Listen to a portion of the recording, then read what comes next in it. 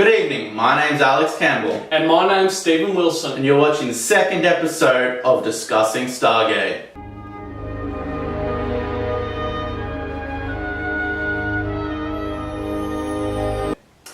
So, our second episode starts essentially immediately after the events of the first two episodes again. Yeah, there's a bit of time elapsed where they get those dirty refugees back through the gate. The people from Chulak. We sent the last of them back through the gate just before the ghouls started knocking at the door. I want to talk about them a bit too, because they didn't care about pathogens whatsoever. That you got all these people coming through from these different planets, and it's just no quarantine. Yeah, no nothing. Yeah. 2/3 of the Indians are wiped out from smallpox. And they interacted with the Spanish, but And the entire population of Earth was dead. The end. they got alien smallpox. Hold on here. Get these people back.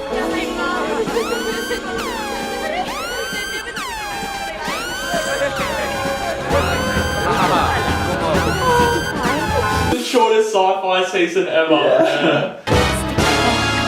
Yeah, so this is the second episode. It's called The Enemy Within. And it's a bit of a character study and a bit of an analysis of our enemy. Yeah, very much an exposition sort of episode, setting up the premise of everything, the stakes, what we can come to expect.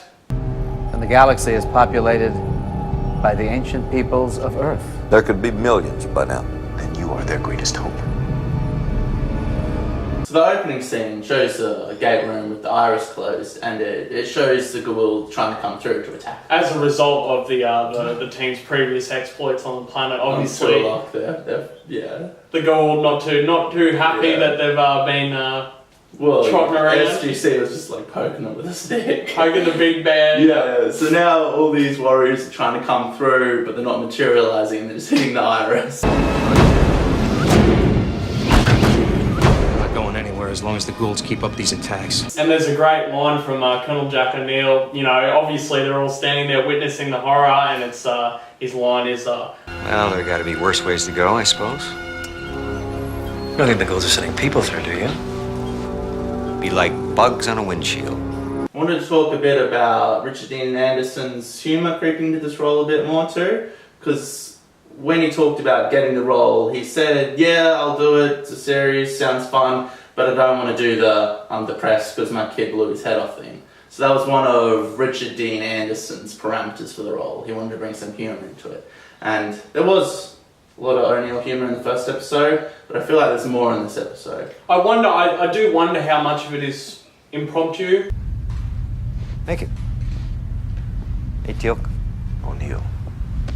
That's Teal'c with an apostrophe. T-E-A-L apostrophe C. Colonel. Yes, sir.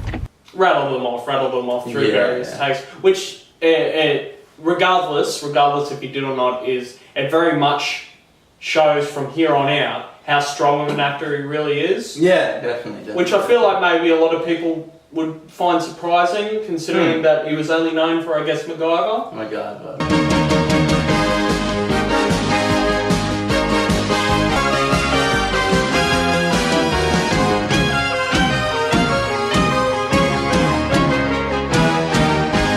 And his country music career. And his country music career. We will now cut in a clip of Richard Dean Anderson's country music career.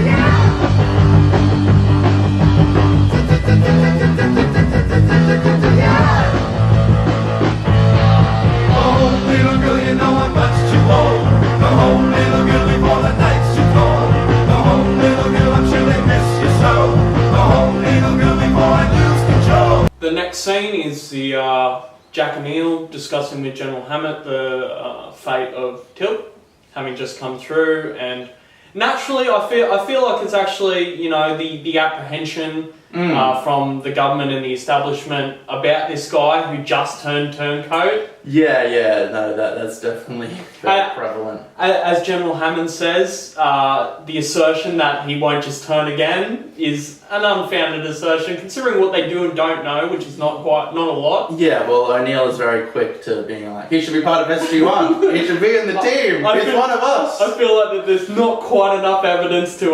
Yeah, there was one scenario where he bailed you out. He could be a psycho. Yeah. He could very easily be a psycho. We've known him for... Well, as soon as they come through the gate in the first episode, it's like, General Hammond, meet the new member of SG-1. You know what he is? Yes, sir, I do. He's the man who saved our lives. And if you accept my recommendation, sir, you'll join SG-1. Hammond's like, where the fuck is this? Yeah, no. And so this is where one of the things that we'll see in the show fairly regularly, or not enough to be annoying, but present nonetheless, is the setting up the government agencies as pseudo adversaries. Yeah. To push back against the main characters just having all-out control over what is exactly happening, what they do and what they don't do, and the decisions that are made, which is very much part of the structure. Yeah, well, it goes on, like, by the end of season 1, they're talking about closing down the whole Stargate program, so they're battling with the government as well as the Goa'uld at that point. Yeah. And I feel like it's a really good, like, sub-adversary to have that little thing in the background. Well, it's just... having enemies at the front and enemies at the back. It's realistic too. It's like the government, this is a massive project that bleeds millions of dollars for what? Exploration. You have to justify why we're paying for this. And it's realistic for someone to be like, well, the budget says we should shut down this program. Number crunching. I heard the operation was a complete success, sir. Congratulations. And I have my orders to return to Langley. Don't let the door hit your ass on the way out. With Tilk, sir, I have his travel orders as well. You do realize that without his cooperation in finding an anesthetic, the operation might have been a failure. I think we owe him something for that. Unfortunately, Tilk is now carrying the only living Goa'uld available for study. And we do need to study it, sir. Make no mistake on that. So the next scene after the discussion about Tilk's fate is O'Neill going to see Tilk in a prison cell. Yeah. And it's a lovely character interaction. Yeah, it is. Between the two, Tilk knows he's a prisoner. He knows sort of what's going on, and O'Neill, he doesn't think it should be happening, but that's O'Neill has his back. And there's a very funny line in the context of the entire show, essentially, where O'Neill says, "Oh yeah, we'll get all things sorted and blah blah blah, and then you'll be tame and all this sort of stuff." And then Tilt's like, "Oh well, you will show me more of Earth." And he's like, "Yes, I'll show you lots more of Earth." Yeah. Well, that doesn't happen ever. You never really get a sense that he ever really saw much of Earth at all. 10 seasons, 220 odd episodes is probably three episodes. Where it shows Tilk out in the real world. And then something happens, and it gets pulled back in, which is good, because I don't want to see the spin-off sitcom of Tilk living alone in his apartment, struggling with human interactions. Oh, it's so good you're here. You have no idea what... Who's he? My friend, Murray. So, the premise for this storyline is Kowalski gets infected by a symbiote, and they try to get rid of the symbiote. And one of the main reveals of this symbiote initially is this shot. What's this? You didn't notice this? What? Notice what? A great scene where so in the gate room when they're obviously watching the people get crushed against the iris. Kowalski, says, "Oh well, he's got a headache and he's had it since they got back, and so aspirins aren't working. Go to the infirmary and whatnot." And so they have the General Hammond discussion about Tilk, and then it cuts back to Kowalski in the infirmary. And the doctor's examining him, I've got a headache, it won't go away, just give me a horse pill so I can do it. And he's like, oh, okay, maybe. And then he looks around his neck, and it's like, oh, you never noticed this before? A big fuck off, scars. And then, so as he's patting it down, this big, it was probably CGI, this big, growth goes up from the back of his. It's an awesome shot, Yeah, and the sound effect is disgusting. Yeah, it's really, really gross and spine-tingler. Yeah. But yeah, I don't know whether it's like a prosthetic thing on his back and just have like a little animatronic thing to pull through. It looks like too good CGI for 97 for me. Yeah, well, yeah. So one of the just a random, really good CGI scene or. Really, really good prosthetic. I think it's CGI just because of the frame rate of the effect. Yeah. You know, you sort of watch and it's really smooth, you know, super smooth, and that's just what leads me to believe that. Yeah. We'll play the clip now and we'll let you, the audience, decide. But I'm right. It was definitely a prosthetic. What's this? You didn't notice this? What? Notice what? It's revealed that Kowalski is infected by the symbiote and he kills this doctor. Yeah. And in a military base with patrolled hallways quite frequently, I would assume. One of the most secure, military facilities on the planet. Yeah. He manages to drag the body into a random room and just like leave it on the top bunk. Which we find out in a reveal after, and I must mention this because this is something that I feel pet peeve is that so just before the reveal of the doctor's body, you've got Captain Carter and Jackson, walking from an elevator to Jackson's quarters, obviously, and they're this is one thing that Jackson does quite a lot is talking about Shara, which in the spirit of the character, of course, he cares about that. That's fine. That's his motivation. But I don't really care about Shara. Yeah, well, they didn't show the romance at all. No. We've seen part of it in the movie, but it's different actors, and I didn't watch this movie going into SG-1. Yeah, just fuck that. And so I just don't care. Yeah, and when it comes off a bit whingy. Yeah, when I view it like that, you sort of see like the reactions of the other film, and you go, "Oh, I don't think that they really care." They just sort of give him one off. It'll be okay. Daniel whinging about his captured wife. When was the last time you slept? I don't know. Doesn't help when the whole base goes on alert every 2 hours. No, it's not that. It's just that my mind races and I can't stop thinking about Shara, where she is, what she's become. I know. But you can't stay awake forever. I can try. You're right. I'll meet you at the next briefing.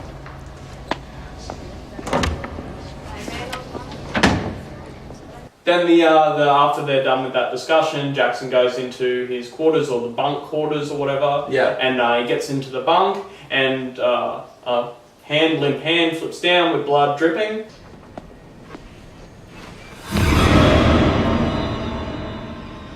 And he sort of goes, and it's the reveal of the doctor that was inspecting Kowalski. Yeah. And so, but it really does beg the question as to how he was able to do this without anybody seeing it. And how he thought that'd be a good disposal of the body. Long term, someone's going to come across that body in the top bunk. I feel like put it under the bed. Maybe you got an extra couple of hours before it's discovered.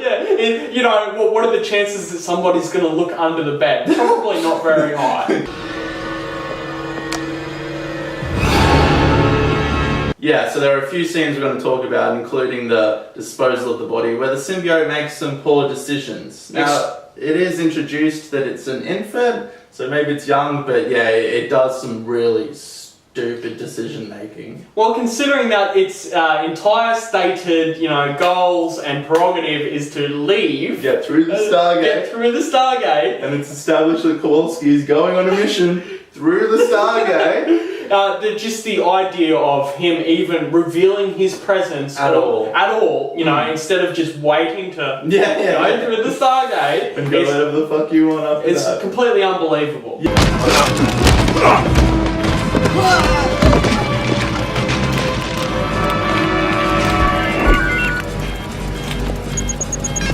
Kowalski, what the hell are you doing? Close the blast doors! So, they do an MRI scan of Kowalski's neck, and this is set in 1997, and it's a really advanced, real-time MRI scan. Super 3D imaging. Yeah, where they can zoom up and rotate.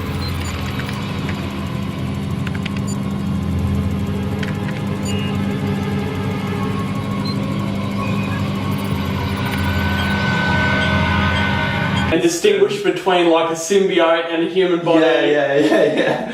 Different color coding. So the world set up, they're not ahead in technology at all. It's just our world in 1997. So I guess they just had that. That's something. Just the story. That maybe the military just had, and they didn't feel like sharing it with maybe anyone the military did have it. I think we probably could have. We probably could have used that, like the rest of the world could have used that. Last 20 years. Last 20. Anyway. So the scan, which is it's a good looking scan, good looking special effect. It's when you look at it and you see, and they're discussing, the symbiote is wrapped around his spine and all that stuff. It's horrifying. It is. It's a very brutal and scary premise. Yeah. You imagine being in that scenario and having this creature wrapped around your spine. We all hold our spines very delicately and take care of them, and this alien is wrapped around it. And the whole nature of just it taking control of you too, and the battle for the body. Yeah, battle of will. Body, symbiote versus the human, and there's a lot of scenes where it breaks from that. In one moment it's a symbiote and he's pushing Carter around, and then it cuts back to Kowalski. And he doesn't know what's going on. Get him up! Well, it's about time! Give me a hand here! Charlie, what the hell's going on? I don't have a clue, Colonel. But she's hurt bad. We have to get her to the infirmary. It's a very dark premise. Yes. And if you think about that happening to you, quite disgusting. And so executed quite well. When they all realise what's going on and that he's got the symbiote in, they've strapped him down to a movable bed where he's sort of facing, and it's shot in a really great way, and it's a great, from here on out, the actor who plays Kowalski, it's a great series of acting moments from him. You really get the feeling of how desperate he is, especially in when he realises when the symbiote sort of comes into him. No, I want you to kill it! We must talk to the Goa'uld within you. Jack, please help me, Jack. Charlie, just let them do their job, will you? No, don't let them do this, Jack. I want you to kill it. Kill it, His heart rate Jack. just doubled. Kill it. And it's really great, and it's actually spoilers. He dies. It's almost It's almost a shame that they killed that character. Yeah, he's set up as a good character, good friends with Jack and stuff. And lots of really good chemistry between Jack and Kowalski. SG units 1 and 2 will operate concurrent. You know, I'm kind of partial to P3575. If you don't mind taking P38-577. No, I'll take 577. I'm not married to it. No, I want to be fair about this. How about we flip it? How about you go where I tell you? Setting the stakes high to begin with. Which never ever happens again for like 4 seasons, It's We're gonna kill characters you love. Oh wait, no. They're not. No. We're gonna kill Jackson 6 times, but there's no consequences. No consequences. This comes back every time. Spoilers! Man, how many times do they kill you?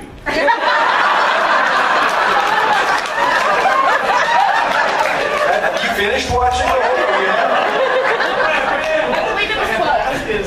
Was there ever a point I look from the script and they're like, God damn it, they're killing me again? It honestly became a game. Sometimes, media can fall for the trap of relying on music and audio cues to tell the audience what to feel. Yeah, I hate when you have a sad moment in a movie or a television show and they play that cliched minor scale. Yeah. Say, hey audience, you're supposed to feel sad now. Just like the shitty violins. Yeah. Same thing over and over. God. And so after the big reveal, it's when I watch it, I imagine it without the music, and I think to myself, well, the scenes themselves, they're acted well, they're framed well, it's all moving along in such a way that even without the music, it would feel almost exactly the same as it does as it's presented. Yeah, and the music's a little cheesy. It's not too high up in the mix though, and that's forgivable. Yeah, that's forgivable. Oh, God, Jack, you gotta help me. You gotta get this thing out of me. That's the plan. So they set up the Goa'uld as a very arrogant race, and when he reveals himself and opens dialogue with Hammond, he is that, completely and utterly. He's strapped to a surgical table, surrounded by people with arms at him, and he's like, you must set me free, I demand it. You must let me go back to the Stargate. I will destroy you! You are their leader? I am. Speak. I'm General George Hammond of the United States Air Force, Commander-in-Chief of the SGC. And you are? Interested only in returning through the Stargate. Now! You are in no position to make demands. I have a proposition. Release me now or I will destroy you. Hammond's like, what? What? No, you're a prisoner. What are you can't gonna do? demand anything. You are in the exact opposite. Yeah. We're gonna things. demand stuff of you. These infant Goulds, if they're so young, so fragile in their larval state that they require I'm sorry, what is it you called yourself? Jafar. For want of a better translation, what? Incubator? How is it that they're so intelligent? A Goa'uld is born with the knowledge of all Goa'ulds that came before it. Genetic memory.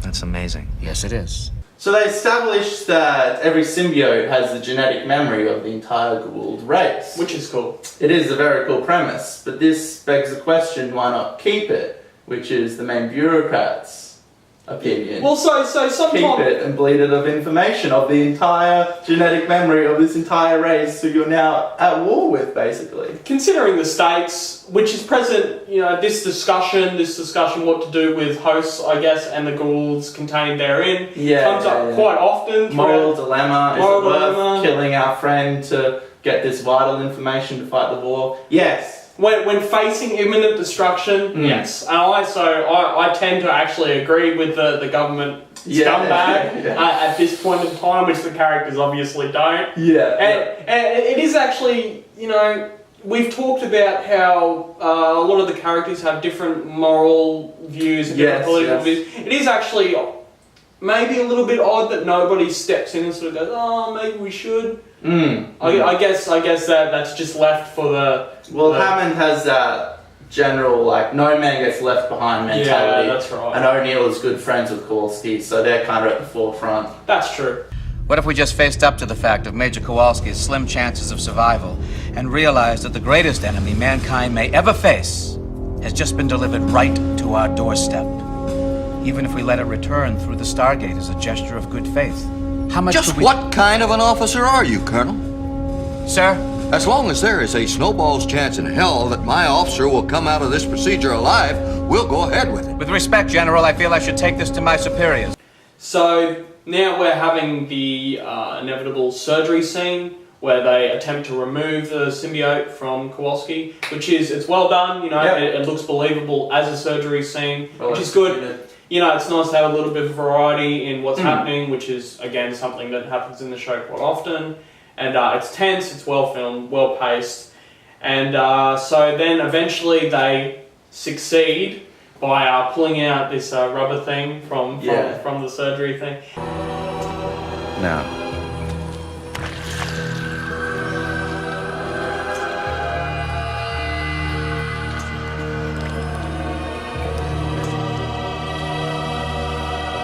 I think we did it.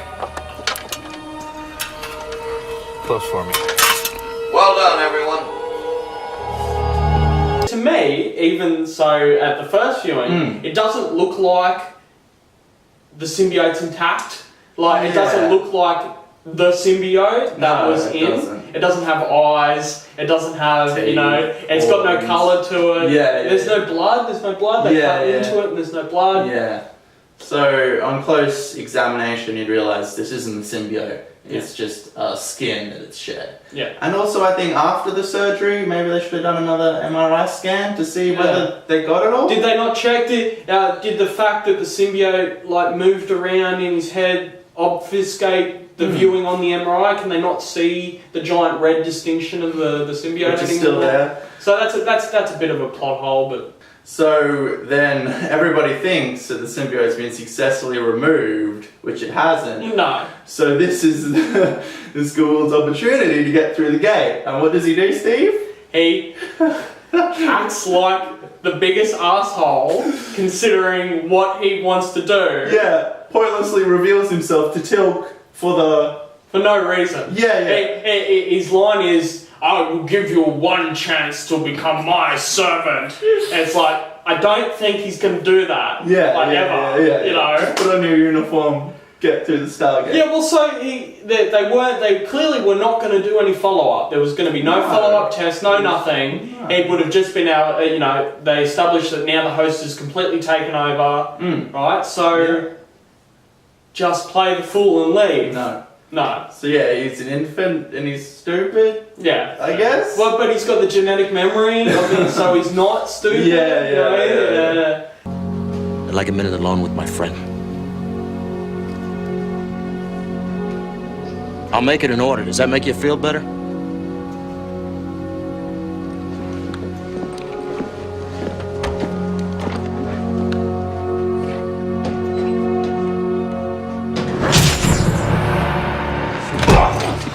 Jaffa, what they removed was merely a dead husk. I had already become one with the host. And then the climax of this episode is a good fist fight between Tilk and the possessed Kowalski. Framed in front of the gate, which is active, so it's really great. Yeah, lots of great lighting and camera action and whatnot.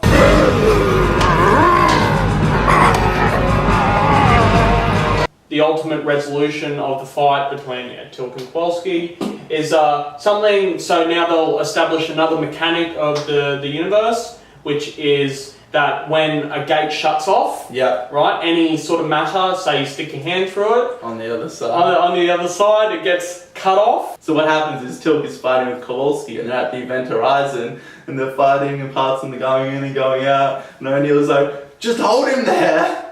We'll shut it down. And Tilk is just holding the back of his head just through the and they shut it off. And it cuts off the top head. Just a real nasty slither of the back of the head. Which is really gross and awesome. Hold him there! Shut it down!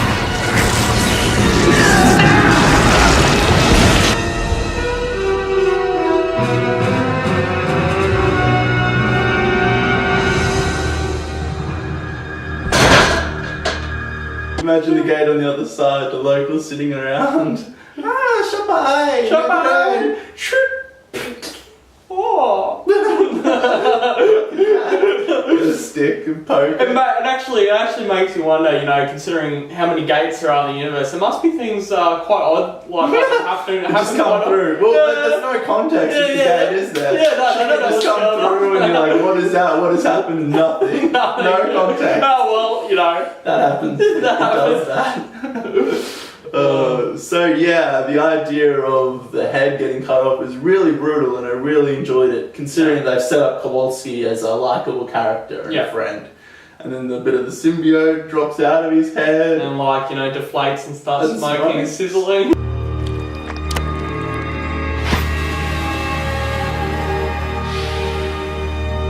Brutal. It's an interesting way to have resolved what the episode essentially. I wouldn't have thought of that. I guess. I think this was a really good episode. Maybe a few little inconsistencies with the intelligence of the Goa'ulds, but it was a great character study and a good setup of our enemy. Well, just a solid second, third, I guess. Second episode where we're setting the stakes and getting all the exposition. We're learning about everybody. Dump.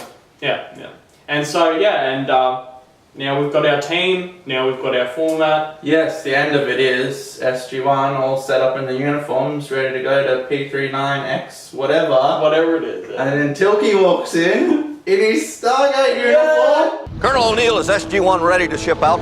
We are, sir. Then you have a go for a standard recon mission on P3575. Yes, sir. And Tilky's on the team.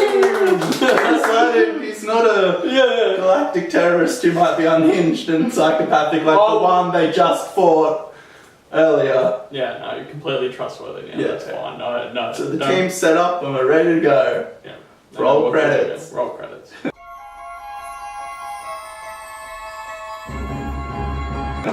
Great episode. Yes, good episode. And thank you for watching. And if you could, it'd really help out if you could like, subscribe, and comment.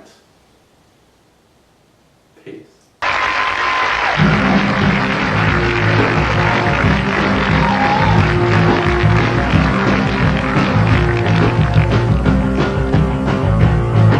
Go home, little girl, you don't belong with me.